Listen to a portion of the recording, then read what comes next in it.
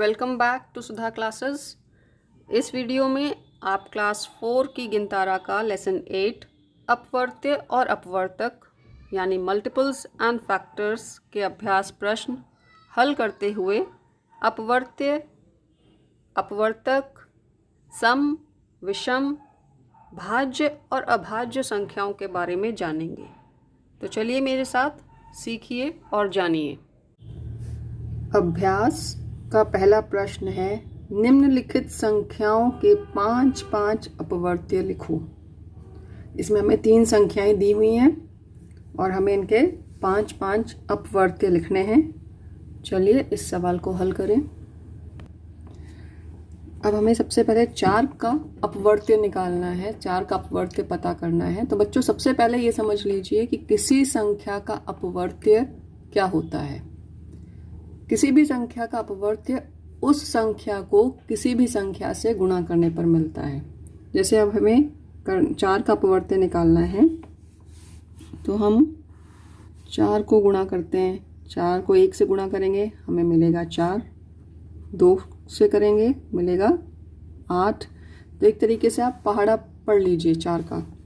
4 तिया 12, 4 चौको 16। तो इस तरीके से ये जो हमें 4 में 1 से गुणा करने पे जो संख्या मिल रही है वो 4 का अपवर्त्य है। 4 में 2 से गुणा करने पे जो संख्या मिल रही है 8, ये भी 4 का अपवर्त्य है।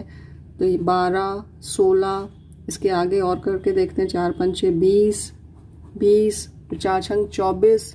अगर हम 4 से गुणा कर रहे हैं तो जो उत्तर मिल रहा है, जो गुणनफल मिल रहा है वो 4 का अपवर्त्य है।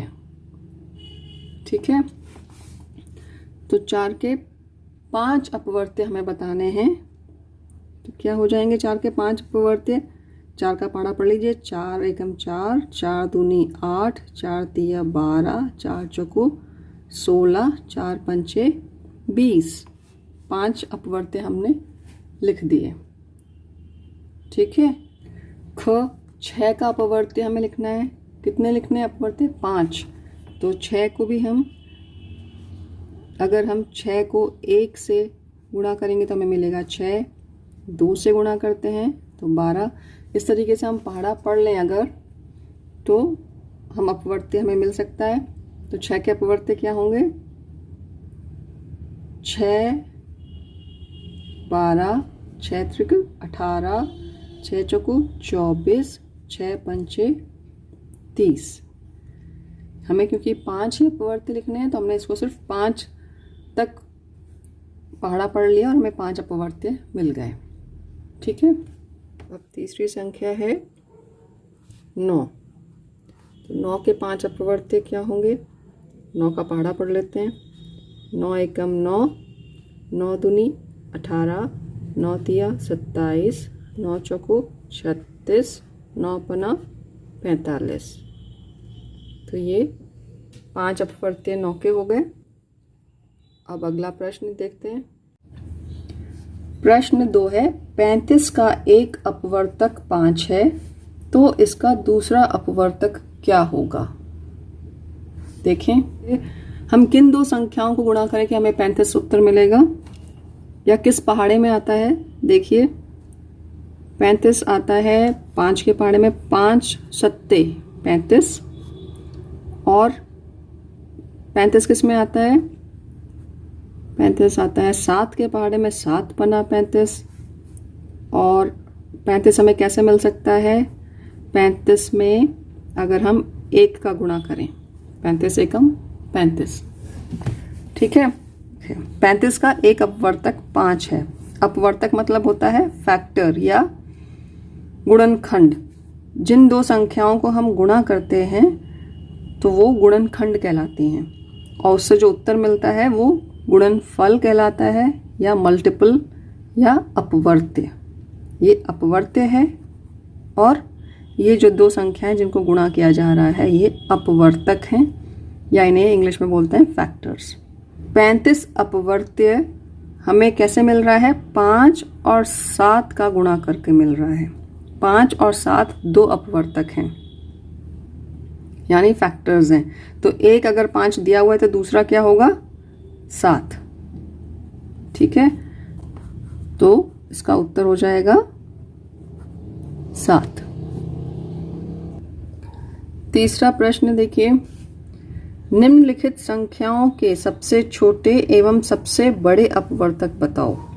इनमें 4 संख्याएं दी गई हैं और इनके हमें सबसे छोटे और सबसे बड़े अपवर्तक बताने हैं। चलिए इनको हल करते हैं। पहली संख्या है 15। तो 15 किस किस के पहाड़े में आता है? 2 के पहाड़े में नहीं आता, 3 के पहाड़े में आता है। इसको लिख सकते हैं हम 3 पना 15। 4 के पहाड़े में नहीं आता, 5 के पहाड़े में आता है, 5 तिया 15, और तब 15 के पहाड़े में आपको मिलेगा 15 एकम 15। तो इसके अपवर्तक कौन कौन से हो गए? 3, 5, 1 और 15। ठीक है, तो हम इसके अपवर्तक लिख लेते हैं, यानी फैक्टर्स। अपवर्तक कौन कौन से हैं? 1, 3, 5, 15। अब हमसे पूछा गया सबसे छोटे और सबसे बड़े अपवर्तक हमें बताने हैं। तो सबसे छोटा अपवर्तक है 1 और सबसे बड़ा है 15। तो इसका उत्तर क्या हो जाएगा? 1 और 15। ठीक है बच्चों, तो जैसे आपने देखा कि 15 का सबसे छोटा अपवर्तक 1 है और सबसे बड़ा अपवर्तक 15 स्वयं है, ऐसे ही हम बाकी दी गई संख्याओं का भी सबसे छोटा और सबसे बड़ा अपवर्तक बता सकते हैं।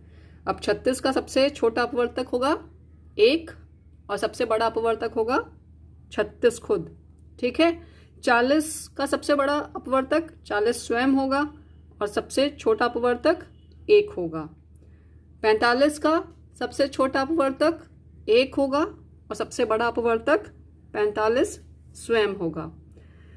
तो ये चीज़ हमेशा ध्यान रखिएगा बच्चों कि किसी भी संख्या का सबसे छोटा अपवर्तक 1 होता है और सबसे बड़ा अपवर्तक स्वयं वह संख्या होती है।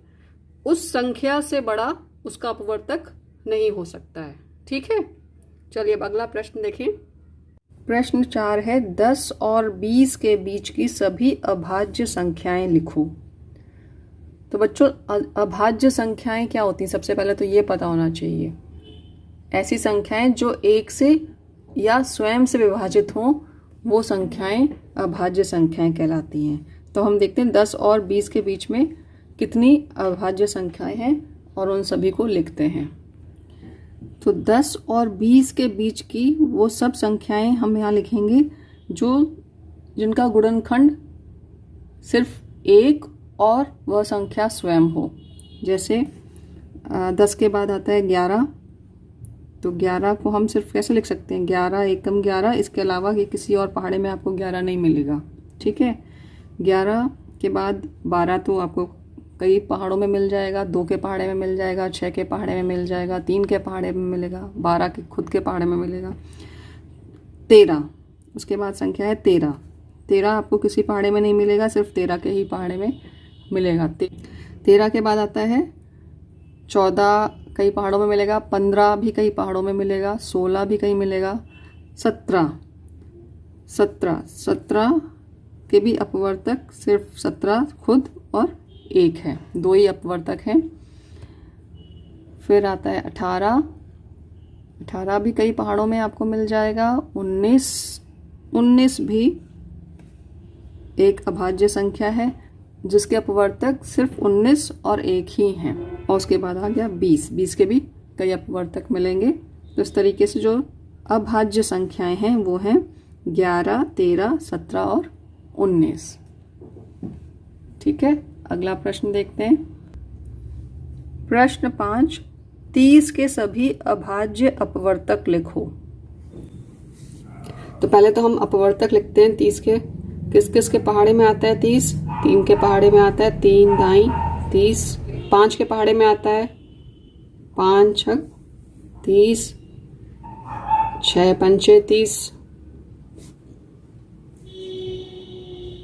10 के पहाड़े में आता है, 10 तिया 30। 15 के पहाड़े में आता है, 15 दूनी 30 और 30 एकम 30। ठीक है, 30 के अपवर्तक हैं। छोटे से शुरुआत करेंगे। 1 2 3 5 6 10 15 30। अब हमें इसमें बताने अभाज्य अपवर्तक। तो अभाज्य अपवर्तक कौन से होंगे? अभाज्य संख्याओं के दो ही अपवर्तक होते हैं, एक और स्वयं वह संख्या। तो इसमें से कौन सी ऐसी संख्याएं हैं जिनके दो ही अपवर्तक हैं? 2 3 5। बाकी बचा 1। तो एक का अकेला एक ही अपवर्तक है, 1 का। 6 के 2 से ज्यादा अपवर्तक मिल जाएंगे। 2 के पहाड़े में भी आता है, 3 के पहाड़े में भी आता है, 6 के पहाड़े में आता है। 10 के भी 2 से ज्यादा अपवर्तक हैं, 15 के भी 2 से ज्यादा अपवर्तक हैं और 30 के भी 2 से ज्यादा अपवर्तक हैं। तो ये सब भाज्य अपवर्तक हैं। एक ना भाज्य है ना अभाज्य है, क्योंकि इसका अकेला एक ही अपवर्तक है। तो एक ना भाज्य अपवर्तक है ना अभाज्य अपवर्तक है। तो हमें अभाज्य अपवर्तक लिखने हैं जो कि सिर्फ 3 हैं। वो हैं 2 3 और 5। ये इसका उत्तर हो गया। अब अगला प्रश्न देखते हैं। प्रश्न 6 है, दी गई संख्याओं 2 3 4 5 6 7 8 9 10 में सभी विषम संख्याओं का योग करके सभी सम संख्याओं के योग से अंतर ज्ञात करो। तो चलिए इसे हल करें। तो हमें जो संख्याएं दी गई हैं, इसमें सबसे पहले हम सम संख्याएं और विषम संख्याएं अलग अलग कर लेते हैं। तो सम संख्याएं कौन सी होती हैं बच्चों? ऐसी संख्याएं जो 2 से विभाजित हो जाती हैं, पूरी तरीके से भाग चला जाता है 2 से। या फिर आप इसे ऐसे याद कर सकते हैं, जिन संख्याओं के अंत में 0 2 4 6 8 आता है वो सम संख्याएं होती हैं। इसके विपरीत विषम संख्याएं वह संख्याएं हैं जो 2 से विभाजित नहीं होती हैं या जिनके अंत में 0 2 4 6 8 नहीं आता है। ठीक है, तो देखते हैं। पहले हम सम संख्याएं लिखते हैं अलग। सम संख्याएं कौन कौन सी हैं इसमें? 2 4 6 8 और 10। और विषम संख्याएं लिख लेते हैं।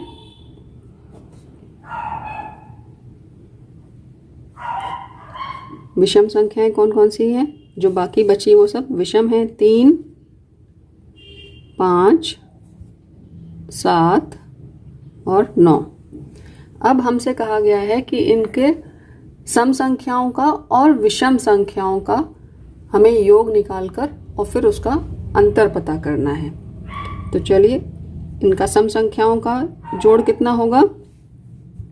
2 में 4 जोड़ेंगे 6, 6 और 6 12, 12 और 8 20, 20 और 10 30। हमें इसका योग मिलेगा 30। और विषम संख्याओं का योग कितना होगा?